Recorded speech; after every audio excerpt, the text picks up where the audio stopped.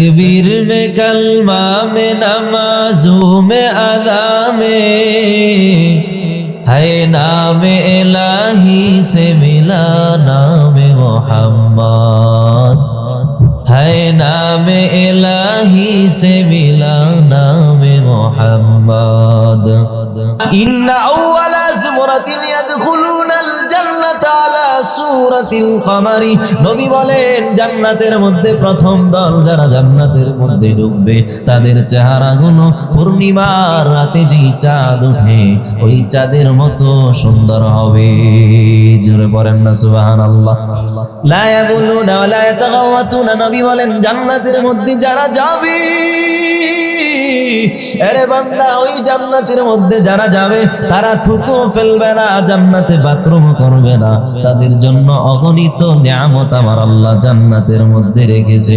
আরে যুবক এমন হুর আমার আল্লাহ দিবে যেই হুরদেরকে আল্লাহ তাআলা এত সুন্দর করে বানাইছে দুনিয়ার মধ্যে যদি এক ফোঁটা থুতু ফেলতো নদী নালা খাল বিল সবকিছুর পানি গুলো মিষ্টি হয়ে যেত। আরে আমার কলিজার টুকরা যুবক দুনিয়ার ঘর আর কি বানাইবারে ভাই, আমার আল্লাহ তো তোমার জন্য এত বড় বড় বড় বড় জান্নাত বানাইছেন। আমার আল্লাহ বলে আদনা ইমানদার নিম্নতম ইমানদার যে ব্যক্তি হবে ওই বান্দার বান্দির জন্য আমার আল্লাহ 10টা দুনিয়ার মতো জান্নাত দিবেন। বলেন না সুবহানাল্লাহ।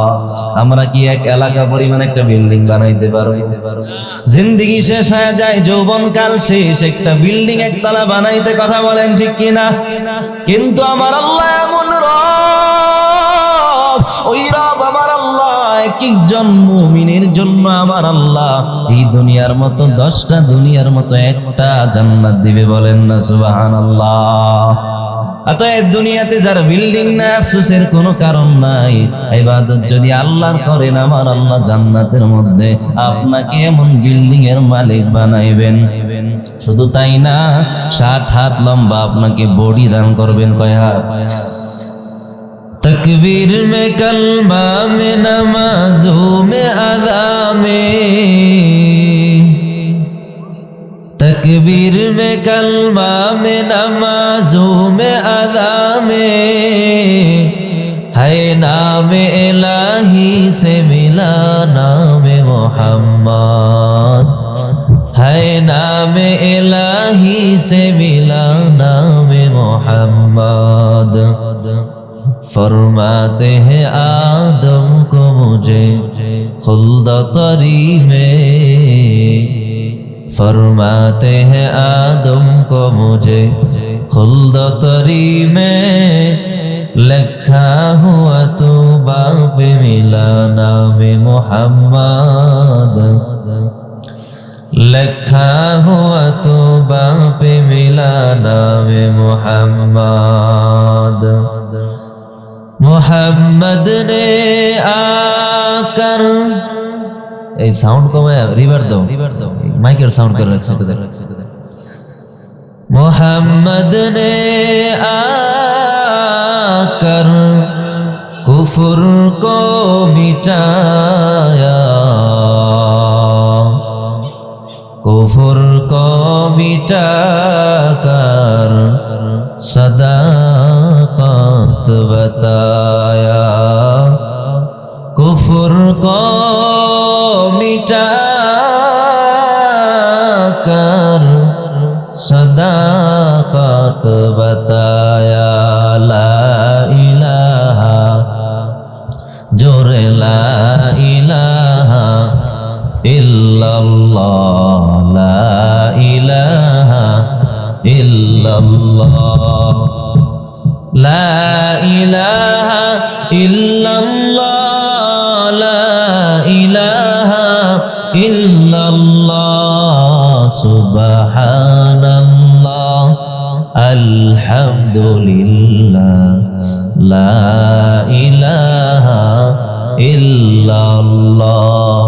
तुम्हारी জিকে পড়ে অবাধ্য হই কেমন করে তোমার জিকে পড়ে অবাধ্য হই কেমন করে, খুঁজে না পাই কোনো ভাষা, খুঁজে না পাই কোনো ভাষা, শুকর গুজার করার আল্লাহ, সুবহানাল্লাহ, আলহামদুলিল্লাহ, লা ইলাহা ইল্লাল্লাহ। বাহের চর ড্যাংপাড়া নুরানিয়া জামে মসজিদের উদ্যোগে 16 জানুয়ারি রোজ বৃহস্পতিবার ওয়াজ ও দোয়ার মাহফিল। আজকে প্রধান বক্তা হিসেবে থাকবেন সারা বাংলার আলোড়ন সৃষ্টিকারী বক্তা হযরত মাওলানা আনোয়ার হোসেন যুক্তিবাদী সাহেব কাপাসিয়া। বিশেষ বক্তা হিসেবে থাকবেন হযরত মাওলানা মাহদি হাসান মিরাজি সাহেব এবং আমার প্রিয় ভাই হযরত মাওলানা নাঈমুল ইসলাম রায়পুরি সাহেব, আপনাদের এলাকার কৃতি সন্তান। তো আমি আপনাদের সামনে কোরআনে হাকিম থেকে যে আয়াতে কারিমা তেলাওয়াত করেছি, আল্লাহ পাক বলেন, তোমাদেরকে আদেশ করা হয়েছে, তোমাদের উপরে ফয়সালা হয়ে গেছে যে তোমরা ইবাদত করবে একজনের। তিনি কে? একটু জবানটা খুলে, একটু জবান খুলে আওয়াজ করে বলবেন, তিনি কে? তিনি আমাদের আল্লাহ। আল্লাহ বলেন, ফয়সালা বান্দা তোমার প্রতি, তুমি ইবাদত করবে আল্লাহর। ইবাদত করব কার? আমরা। সিজদা করব কাকে? সুবহানাল্লাহ। তাসবিহ পড়ব কার? সব ইবাদতের উপযোগ্য একমাত্র আল্লাহ। আল্লাহ ছাড়া ইবাদতের উপযোগ্য আর কেউ নাই। এজন্য আল্লাহ বলে, বান্দা সিজদা করবা তো আমি আল্লাহ কি করো, আমি আল্লাহ কি সিজদা করো, কারণ তোমার ওই দামি কপালটা আমি আল্লাহ দিয়েছি। বলেন তো আমাদের কি বানাইছেন কে? আরো জোরে বলেন কে? রিজিক দিতেছেন কে? যত রিজিক আমরা খাই সব রিজিকের মালিক আমার আল্লাহ। এজন্য আল্লাহ বলে, বান্দা তোমাদেরকে তো আমি আল্লাহ বানাইলাম, আমি আল্লাহ বানাইয়া জমিনে অনর্থক পাঠাই না, অনর্থক পাঠাই নাই রে গোলাম। আমি আল্লাহ অনর্থক বানাইও নাই, অনর্থক তোমাদেরকে পাঠাই নাই। দুনিয়ার মানুষ যেমন মাকসাদ ছাড়া, উদ্দেশ্য ছাড়া কোনো কিছু বানায় না, আমি আল্লাহ তোমাদেরকে অনর্থক বানাই না। আল্লাহকে যদি বলি আল্লাহ কেন বানাইছেন, আল্লাহ তাআলা জবাব দিবেন, ওয়ামা খালাকাতুল জিন্না ওয়াল ইনসা ইল্লা লিয়াবুদুন। একটু জোরে পড়েন আল্লাহু আকবার। আমরা আল্লাহর নাম নিতে কি কোনো ভয় পাই? কোন নাস্তিককে কি আমরা ভয় পাই? কোন বেঈমানকে কি আমরা ভয় পাই?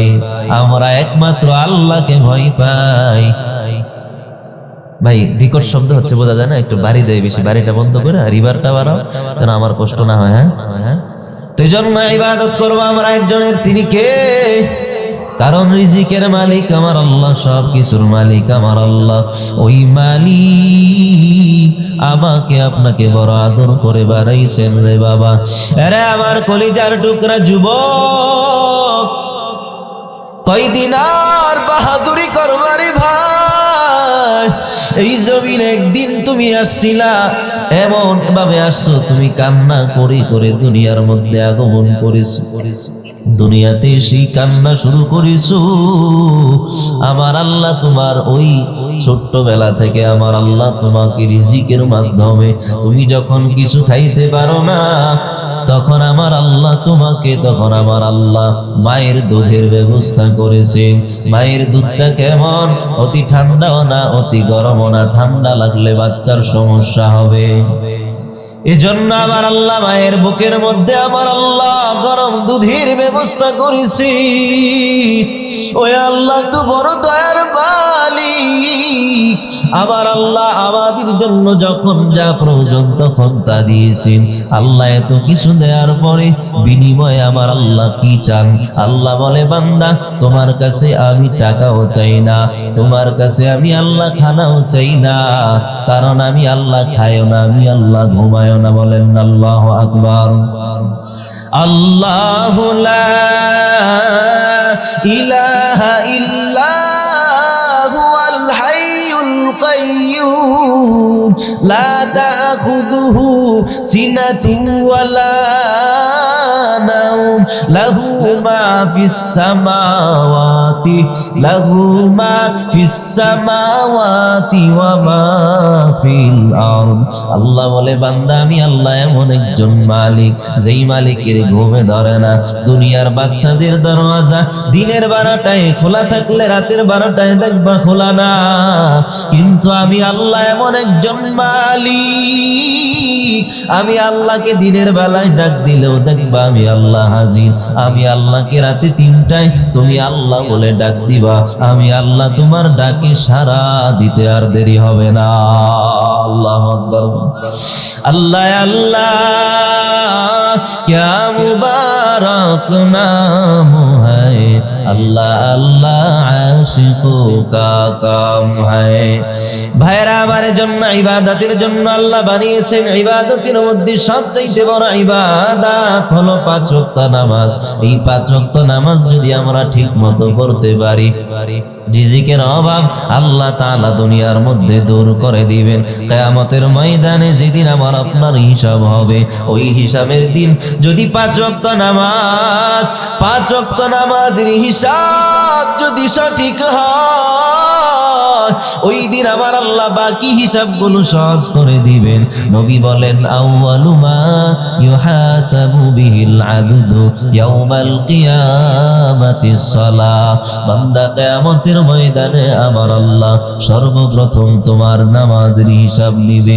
নামাজের হিসাব যার ঠিক হবে, বাকি ইবাদতের হিসাবগুলো আল্লাহ সহজ করে দিবে। মকন সুস্তি নামাজে পঞ্জগানা ফাওয়াইলুল লিল মুসাল্লিন আল্লাযীনা মুমিনারা ই নামাজ ইমদাদ দাদ ইস্তাঈনু আয়াতে কুরআন বখা। 5 ওয়াক্ত নামাজ আমরা পড়ব তো ইনশাআল্লাহ। ভাইরা আমার, এজন্য আল্লাহ তাআলার 1 নম্বর আদেশ হলো, বান্দা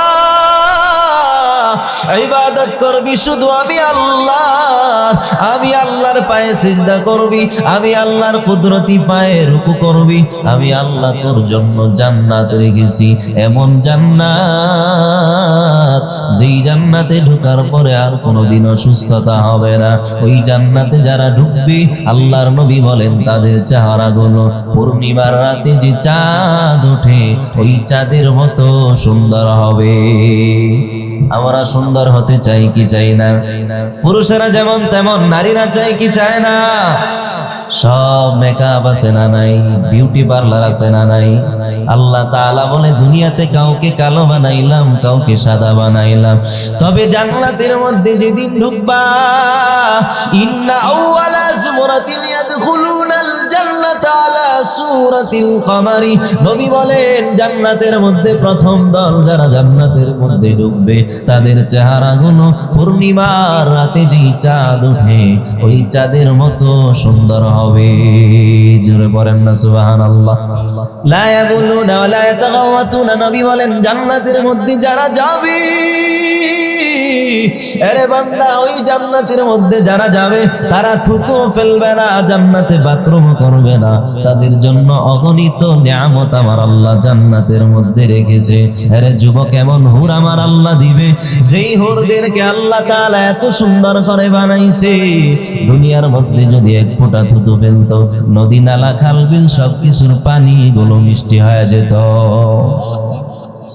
আরে আমার কলিজার টুকরা যুবক, দুনিয়ার ঘর আর কি বানাইবারে ভাই? আমার আল্লাহ তো তোমার জন্য এত বড় বড় বড় বড় জান্নাত বানাইছেন। আমার আল্লাহ বলে আদনা ইমানদার, নিম্নতম ইমানদার যে ব্যক্তি হবে ওই বান্দার বান্দির জন্য আমার আল্লাহ 10টা দুনিয়ার মতো জান্নাত দিবেন। বলেন না সুবহানাল্লাহ। আমরা কি এক এলাকা পরিমাণ একটা বিল্ডিং বানাইতে পারবো? জিন্দেগি শেষ হয়ে যায়, যৌবন কাল শেষ, একটা বিল্ডিং একতলা বানাইতে কথা বলেন ঠিক কিনা? কিন্তু আমার আল্লাহ এমন রব, ওই রব আমার আল্লাহ এক একজন মুমিনের জন্য আমার আল্লাহ এই দুনিয়ার মতো 10টা দুনিয়ার মতো একটা জান্নাত দিবে। বলেন না সুবহানাল্লাহ।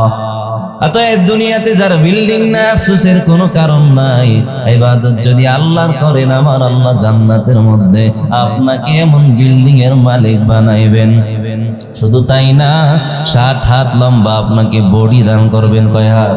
60 হাত। বাংলায় বলে একবার এত ভারী দেয় কি ভাই আওয়াজটা? শিখো, শিখতে হবে। ভালো বক্তার আসলে শিখতে হবে, তোমার আরো ভালো বক্তার আসবে না পরে।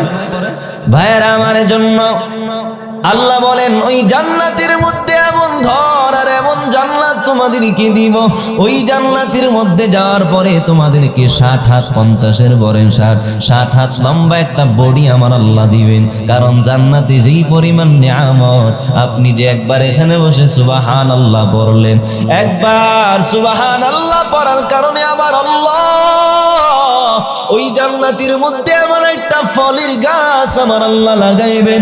ওই ফলের গাছ আরবের তেজি গোড়া দিয়া 500 বছর দূরালেও শেষ করা যাবে না। সুবহানাল্লাহ। জোরে বলেন, আরো জোরে, আরো জোরে বলেন সুবহানাল্লাহ। যতবার সুবহানাল্লাহ পড়বেন এত বড় গাছ আমার আল্লাহ লাগাইবেন। বলেন 500 বছর যদি একটা ঘোড়া দৌড়ায় শেষ করতে না পারে, ওই জান্নাতের ফলের গাছ খাইতে হলে, ফল খাইতে হলে আপনার বডি বড় হওয়া দরকার আছে না নাই? ভাইয়েরা আমার জন্য আল্লাহ তাআলার 1 নম্বর আদেশ, আল্লাহ তাআলা বলেন বান্দা 1 নম্বরে আদেশ হলো ইবাদত করবা আমি আল্লাহ। 2 নম্বরে আদেশ হলো খেদমত করবা তোমার মা বাবার। কারণ তোমার মা বাবা তোমার জন্য বড় কষ্ট দুনিয়াতে করে। ওই তোমার মা এত কষ্ট তোমার জন্য করে রে যুবক, যেই কারণে আমার আল্লাহ মায়ের কথা আগে বলেছেন, এরপরে বলেছেন বাবার কথা। আমার নবী 3 বার মায়ের কথা বলেছেন। রাহমাতুল লিল আলামিন। ওই নবীর একজন সাহাবী নবীর কাছে আসার পরে বললেন, নবী আমি সবচাইতে ভালো ব্যবহার কার সঙ্গে করব? নবী আমার বলেন ক্বালা উম্মুক। সাহাবী বলেন ও মায়ার নবী রাহমাতুল লিল আলামিন, মান নাহাক্কু বিহুসনি সাহাবাতি। ও আমার নবী আমি সবচাইতে ভালো ব্যবহার কার সঙ্গে করব? নবী আমার রাহমাতুল লিল আলামিন বলে তোমার মায়ের সঙ্গে সবচাইতে ভালো ব্যবহার করবা। এইভাবে সাহাবী একবার না, 2 বার না, 3 বার আমার নবীকে জিজ্ঞেস করলেন, নবী আমার আমি সবচাইতে ভালো ব্যবহার কার সঙ্গে করব? নবী 3 বার মায়ের কথা বললেন, এরপরে বলেছেন বাবার কথা। কারণ ওই জনম দুঃখিনী মায়ের মতো এত কষ্ট আর কেউ করি না। কি কষ্ট মা করে ওই কথা আমার আল্লাহ কুরআনুল কারীমের মধ্যে জানায়া দেয়। হামালাতু উম্মুহু কুরহা ওয়া দাআতু কুরহা। আমার আল্লাহ বলে তোমার মা, তোমার ওই জনম দুঃখিনী মা তোমার জন্য কত কষ্ট করে। 1 নম্বরে কষ্ট হলো তোমার মা হামালাতু উম্মুহু কুরহা, তোমার মা তোমাকে বড় কষ্ট করে, তোমাকে গর্ভে ধারণ করে। কারণ যেদিন তুমি মায়ের গর্ভে আসছো ওই দিন মায়ের ব্যথা শুরু হয়, মায়ের বমি শুরু হয়ে যায়। এইভাবে তুমি ছোট নাপাক পানি থেকে ছোট একটা বাচ্চায় যখন পরিণত হও, তোমার মা এখন আর আগের মতো ঘুমাইতে পারে না। মা এখন এক কাত হয়ে ঘুমায়। ওই মা এখন খানা খাইতে গেলে খানাও ঠিক মতো খাইতে পারি না। ওই মা তোমাকে 10 মাস তোমাকে গর্ভে ধারণ করে তুমি কতবার তোমার মায়ের কলিজায় আঘাত করো, কিন্তু মা এত কষ্ট করিয়া তোমাকে গর্ভে ধারণ করে। যেদিন তুমি দুনিয়াতে আসবা তোমার ওই মায়ের কষ্ট শুরু হয়ে যায়, প্রসব বেদনা শুরু হয়। আল্লাহ তাআলা 2 নম্বরে বলেন ওয়াদাআতহু কুরহা, তোমার মা তোমাকে বড় কষ্ট করে প্রসব করে। ওই প্রসব বেদনা এত কঠিন, এতদিন তো মা কষ্ট করিয়া চলতো, কিন্তু এখন তোমার মা এত ব্যথারে যুবক, এখন যেন মা আর কষ্ট সহ্য করতে পারি না। মা এখন এদিক সেদিক তাকায় আর মানুষজনকে ডাকে আর বলে, বোনেরা আমার, ভাইরা আমার, আমাকে তোমরা ক্ষমা করে দিও। শ্বশুরের কাছে শাশুড়ির কাছেও ক্ষমা চায়, বলে বাঁচবো কিনা আর জানি না, কত বেয়াদবি করেছি, ক্ষমা করবেন। এইভাবে পাড়া প্রতিবেশী যারা আছে তাদের কাছেও ক্ষমা চায়। ওই মায়ের যখন প্রসব বেদনা শুরু হয়, আসমানটা যেমন যেন মায়ের মাথার উপরে এসে পড়ে যায়। মা ওই কষ্ট সহ্য করতে পারে না। এইভাবে তুমি দুনিয়াতে আগমন করো, এতদিন এত কষ্ট করার পরেও মা আজকে তোমাকে যখন তোমার মা তোমাকে যখন দেখে, মা তার পিছনের সব গুনাহ সব কষ্টগুলো ভরে যায়। আল্লাহু আকবার, জোরে বলো। আরে আমার বৃদ্ধ বাবাজি, আপনাদের তো মা ছিল, আপনারা তো মা ছাড়া আসেন না। আরে আমার কলিজার টুকরা যুবক, আজকে তুমি মাকে ধমক দাও, তোমার ওই মা কিন্তু তোমাকে ক্ষমা না করিয়া পারে না। তোমার বাবার সঙ্গে খারাপ ব্যবহার করলেও কিন্তু তোমার বাবা তোমাকে ক্ষমা না করে পারে না, কারণ সন্তান যার নাই সে বুঝবে না সন্তানের দরদ। ভাইয়েরা আমার, জন্য আল্লাহ তাআলা 2 নম্বরে বলে মা বাবার খেদমত করবে।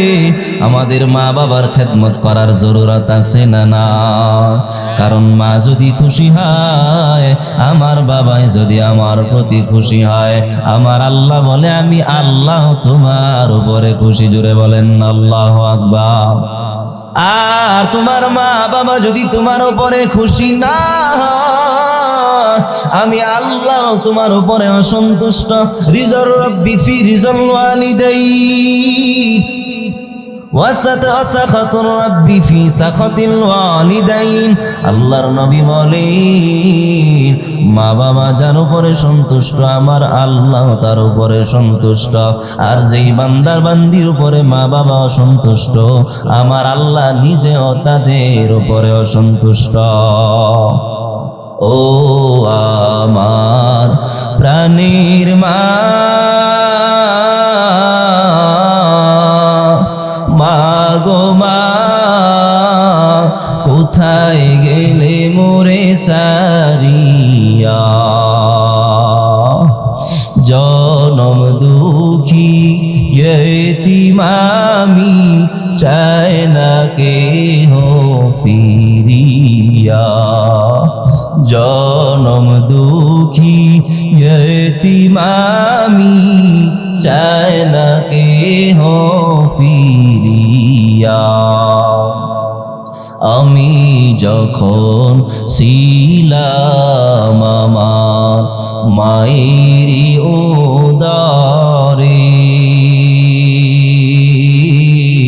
চলাফেরা করলেন যে মায় কত কষ্ট করে।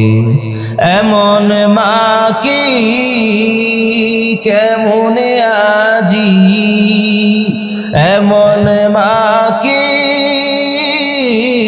কেমনে আজি যাব আমি ভুলিয়া।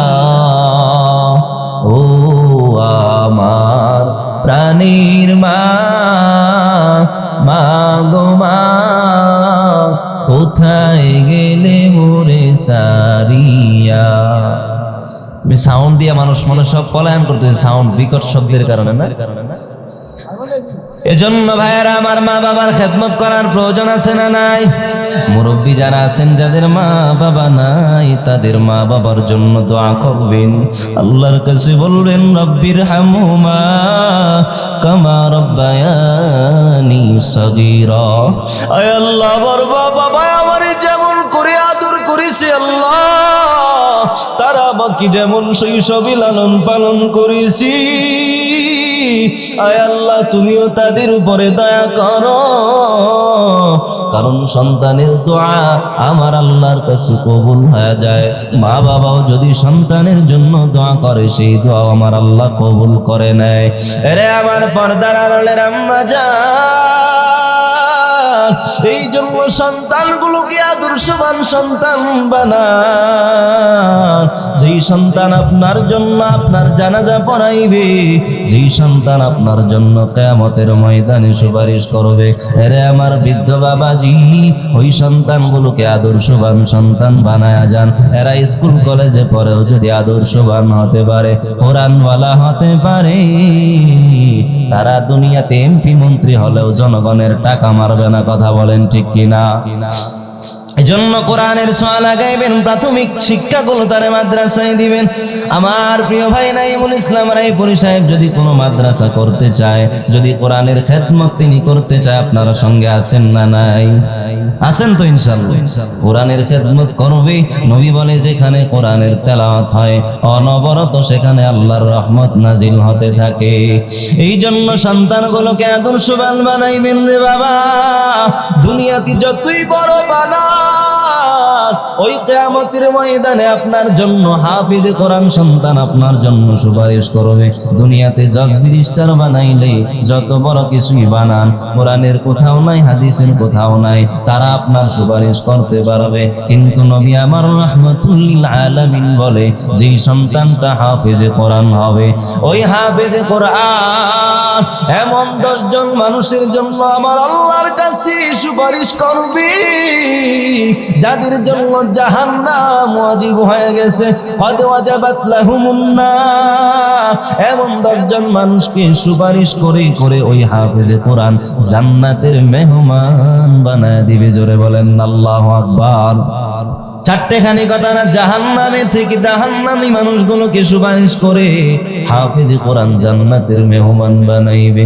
এর এলাকার যুবক, ওলামায়ে কেরামের সঙ্গে আপনারা থাকবেন। ওলামায়ে কেরাম যেখানে আমরা আছি সেখানে কথা বলেন ঠিক কিনা? ওলামায়ে কেরাম যেখানে আমরা আছি সেখানে, ওলামায়ে কেরাম যেখানে, মদ গাজা যেখানে আমরা নাই সেখানে, যাত্রা প্যান্ডেল যেখানে আমরাও নাই সেখানে। কথা বলেন ঠিক কিনা? এজন্য বাবা, সন্তানটারে আদর্শবান বানাইবিন।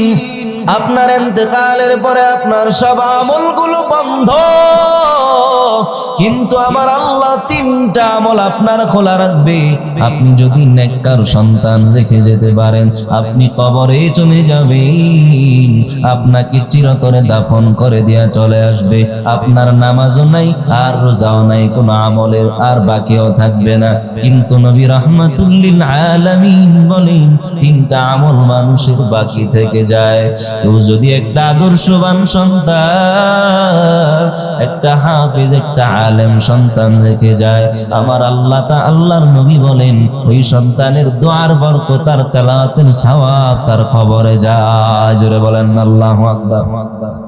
একটু হিসাব মিলাইবেন। এবার আমি বলি আপনাদেরকে, যার হাফেজ কোরআন সন্তান নাই, যার নাতি নাই, ওই ব্যক্তি তার থেকে বেঁচে আছে যার সন্তানটা হাফেজে কোরআন, যার নাতিটা হাফেজে কোরআন।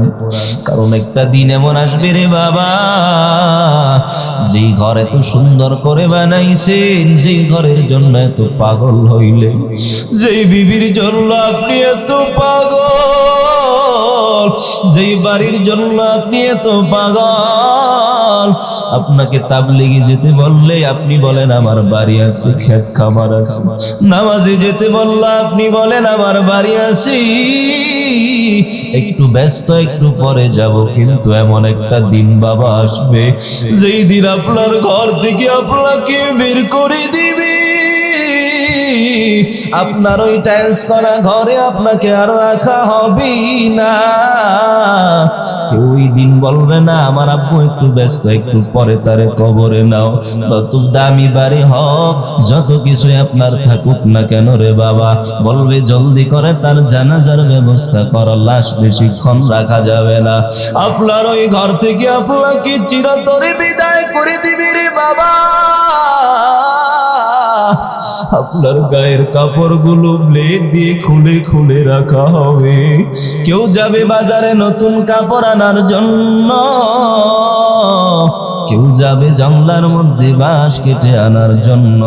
বড়ই পাতার গরম পানি করিয়া আপনার শেষবারের মতো গোসল করায়া দিবে। আতর গোলাপ সুরমা চন্দন লাগা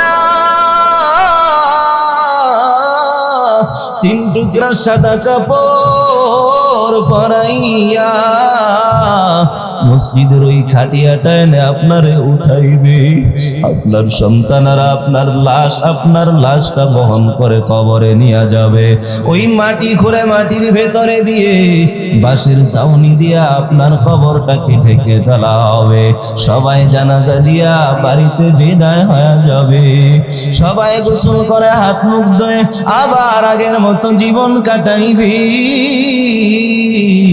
কেউ আপনার কথা বেশি দিন পর্যন্ত মনে রাখবে না। কিন্তু যদি বাবা একটা সন্তান হাফেজে কোরআন বানাইতে পারেন, একটা সন্তান যদি আলেম বানাইতে পারেন, ও বাহের চরের বাবা, ও আমার পর্দার আড়ালের মা, আপনারা তো বড় ধন্য মা। আপনারা তো নবীদের মায়ের মতো মা, আপনারা তো হাফেজে কোরআনের মা। ও মা, আপনি তো আলেমের মায়ের মতোই মা। কত মা আছেন, কত ধন্য মা, আপনি হাফেজে কোরআনের মা। কত মা আছেন, আপনি আলেমের মা। এর মা এখনো যদি হাফেজের মা হইতে না পারেন, একটা সন্তান হাফেজ বানান, একটা সন্তানের আলেম বানান। এরা আমার পর্দার আড়ালের আম্মা জান, আমি তো প্রায় সময় বয়ানে বলি, যদি কোনো ঘরের একটা মহিলা ঠিক হয়ে যায়, আমার কোনো একজন মা যদি 5 ওয়াক্ত নামাজি হয়ে যায়, আমার মা যদি দিনদার হয়ে যায়, ওই টোটাল ঘরটা আমার আল্লাহ পরিবর্তন করে দিবেন। কথা বলেন ঠিক কিনা? এরে আমার পর্দার আড়ালের আম্মা জান, যে ঘরটারে আপনি এত সুন্দর করে সাজাইয়া রাখি, যেই টাইলসের ঘরে একটা ময়লা পড়তে আপনি দেন না, আজ রাতে যদি আপনার বিদায় হয়ে যায়, কাল সকালে আপনার জানাজা হয়ে যাবে, বলবে না আমার মা এত সুন্দর করে ঘরটারে সাজায় রাখছে, তারে কবরে দেয়া যাবে না। ওই মাটির ঘরে টাইলসও থাকবি না, বাতিও থাকবি না। আপনার সন্তানেরা আপনার লাশটা ঘর থেকে বের করবে, কানের দামি দামি দুল